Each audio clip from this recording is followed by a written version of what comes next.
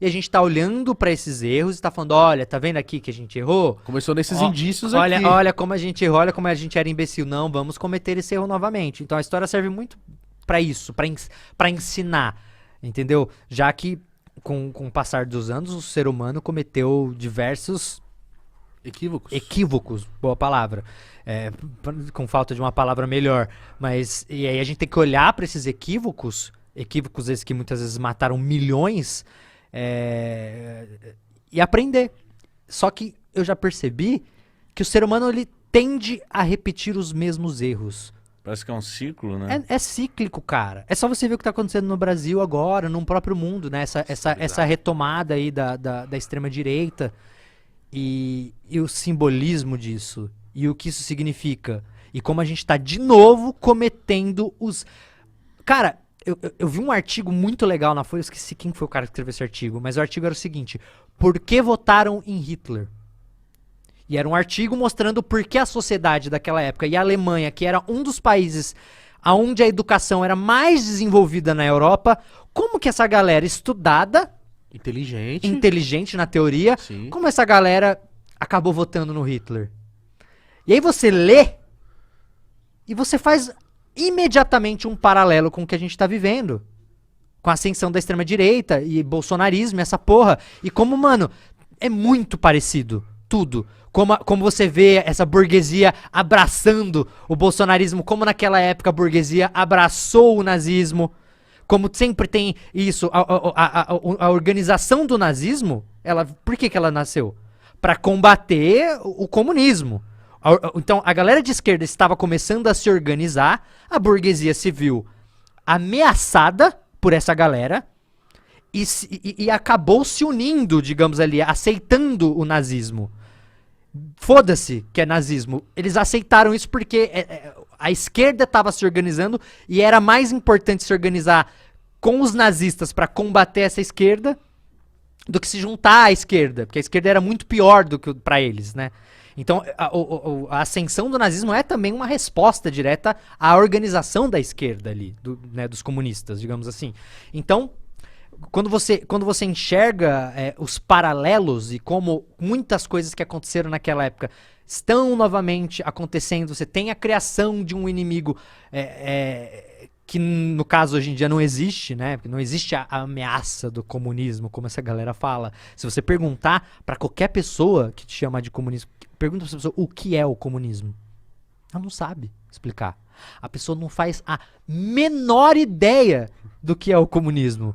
Só que, como o bolsonarismo, nesse caso, criou esse grande inimigo dos esquerdistas, o comunismo, você cria um inimigo muito fácil de se identificar.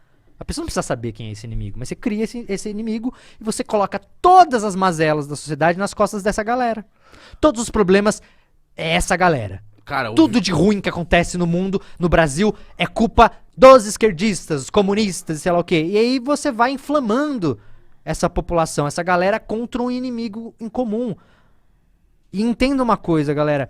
Soluções simples para problemas complexos não existem. Não existe uma solução simples para um problema complexo. Se você tiver uma solução muito simples para um problema complexo, é porque normalmente é uma solução burra.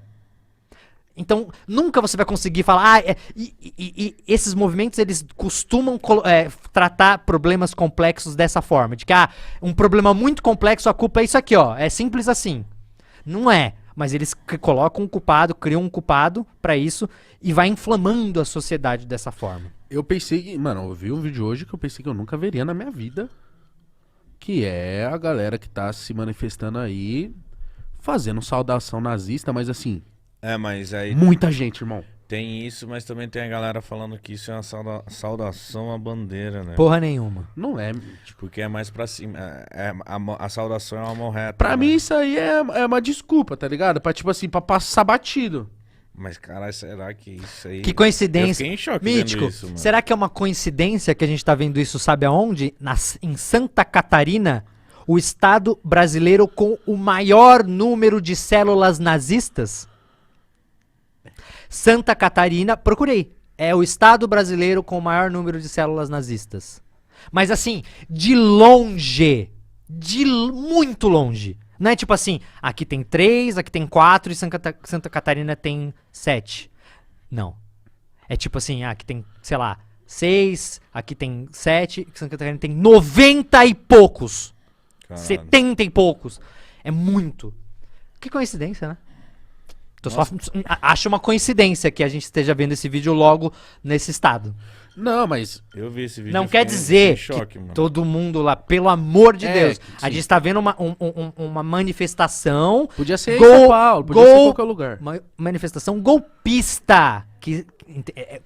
Qualquer pessoa que está hoje em dia se manifestando contra o resultado da eleição é uma manifestação golpista antidemocrática que a gente não tem que passar pano. Essas pessoas estão indo contra o resultado das eleições. Logo, é uma manifestação golpista. Logo, todas as pessoas que estão lá são pessoas golpistas antidemocráticas. Não é manifestação. Você está sendo só antidemocrático. Você está sendo um golpista de merda. Você não aceitou a derrota do Bolsonaro, que fez de tudo que é mais ilegal, que de ilegal ele usou para tentar ganhar a eleição. E ainda assim não conseguiu. Ainda assim foi um grande incompetente. Isso é muito bizarro. O cara usou todo o aparato do Estado. Saiu uma reportagem ontem na Globo, lá no Profissão Repórter.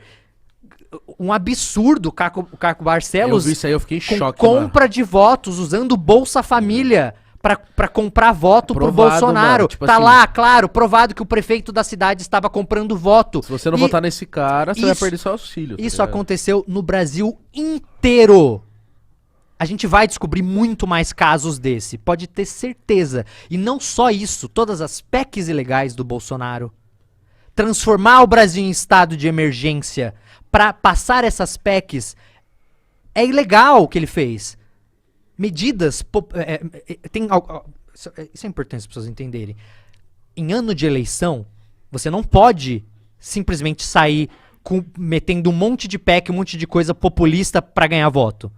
Porque o sistema entendeu que se você usar o aparato do Estado um ano antes da eleição pra colocar um monte de medida pra comprar voto, isso é errado. Então, já foi criada uma lei pra isso. Sim. Só que existe uma forma que o Bolsonaro pensou de burlar essa lei. Se você transforma o Brasil em estado de emergência, fala que tá acontecendo um problema grande o suficiente pra transformar o Brasil num estado de emergência, fala, não, você tem que colocar em estado de emergência. Aí você pode meter um monte de PEC de coisa que você não poderia caso não estivesse em estado de emergência.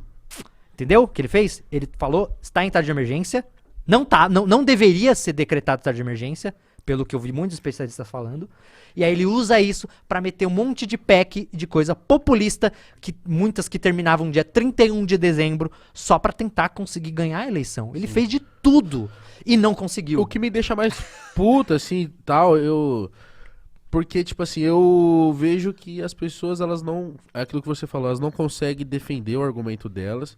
E elas não conseguem nem conversar, tipo assim... Por que disso? Ah, por conta daquilo, aquilo, outro. Aí a gente vai conversando, talvez eu te convença, ou você me convença, mas como é uma parada tão... sem sentido, ou... E essas pessoas são inflamadas, né? Com frases fáceis, simples de entender. O que essa galera é muito eficiente é em fabricar, porque a gente não pode esquecer que muitas dessas pessoas que caíram nas garras do bolsonarismo, digamos assim, foram enganadas mesmo. Nunca se usou tanto o aparato do Estado para enganar as pessoas. Então você tem ali um gabinete do ódio 24 horas por dia criando notícia falsa, fazendo uma verdadeira lavagem cerebral nas pessoas. E é muito fácil de identificar, porque sempre que você vai conversar com essas pessoas, é a mesma ladainha. São as mesmas falácias. Não tem conteúdo. Não existe nada ali de conteúdo. É só falácia. É só aquela coisa ser o comunista. Saca? É frases prontas que alguém com certa dificuldade cognitiva vai conseguir ainda assim associar o conceito na cabeça dela, porque é fácil. Ah, isso aqui é esquerdista, votou no Lula esquerdista, votou no Lula comunista. E aí essas pessoas repetem, você vai nessas manifestações, principalmente agora essas golpistas estão bloqueando as estradas, é tudo isso, é tudo Lula ladrão. Lula ladrão, seu lugar é na prisão. O quê? Como assim Lula ladrão? Ah, descondenado, sei lá o quê. Sempre cai nessas bobagens, sendo que a gente sabe que o Lula foi preso injustamente. Não tem, me mostra aí a prova. Me mostra aí o que comprova que o Lula foi preso. Cadê as provas? Não tem. Não tem. O Moro não tem prova. Não tem prova material de corrupção do Lula. É por isso que depois ele foi libertado. Não é nem libertado, né? Foi anulado. Todas, Né? né? Então ele não deve nada à justiça. E aí você vê como toda coisa aconteceu, com o Moro julgando o cara, prendendo o Lula quando ele figurava em primeiro lugar nas disputas em 2018. E aí esse juiz prende o Lula e depois vai ser ministro da Justiça do maior concorrente. Sabe, faz mais um na tua cabeça que você vai entender o que aconteceu. E é por isso que o Lula depois foi solto, é por isso que o julgamento todo foi anulado. Uma putaria, uma verdadeira putaria, mano, que fizeram. E que bom que as instituições do Brasil conseguiram reparar isso. E ainda assim sofremos com 4 anos de Bolsonaro, porque ele não teria ganhado se ele não tivesse prendido o Lula. Se o Moro, junto com o Bolsonaro, se não tivesse confabulado pra prender o Lula. E aí os caras ficam usando isso agora como vamos eleger um condenado. Ah, mano. Vai pesquisar, vai entender o que aconteceu, para de ser manipulado, vai ler. Mas será que o país agora vai dar uma melhorada? Sei lá, mano. Piorar. 4 anos de Bolsonaro é difícil de arrumar, hein, mano. Então, mas vamos dizer assim, estamos esperançosos. Porra, eu tô, mano, porque assim, tipo, eu tava bem com medo do que poderia acontecer, tá ligado? Ainda tenho receio do que pode acontecer até o fim do ano. Mas, né, estamos à mercê também. Mas, mano, é 4 anos de ministério do Lula, mano. Puta que pariu, eu não aguentava mais, sabe, esses ministérios cheio de militar, mano. Nem na época da ditadura a gente teve tanto militar trabalhando no Estado, mano. Nem na época da ditadura. Então, tipo assim, acabou com um monte de ministério, acabou com o Ministério da Cultura, acabou com a cultura no Brasil, mano. Quem trabalha com cultura no Brasil se fudeu. E a gente tá falando de uma classe com milhares de trabalhadores. Vai fazer um filme? Você vai fazer milhares de trabalhadores, contra-rega, produção. A gente trabalha com cultura. Porra, mano. É muita gente que é empregada no meio do processo, tá ligado? A gente tá aqui, tá pequena ainda, mas crescendo, mas em meio grande, sei lá, mas a gente vê o tamanho, o trabalho, o gasto que dá, cara. A quantidade de pessoas que vocês empregam no meio Sim. pra fazer isso. Se amanhã ou depois, de repentemente, o Podpah tiver que fechar, vai virar um grande caos, assim, a nossa cabeça. Porque, não pela gente, por mim, por Mítico, mas por Pelas todo pessoas mundo de que a pessoa gente que dependem de prega, você. tá ligado? E aí a gente fica imaginando isso. Mas eu vou parar um pouco de falar de papo denso e chato, Castelo, né? Falar de coisa boa. né, Chato Castelo? nada, mano. Eu adoro falar de política e sei falar que mal você do adora. Bolsonaro.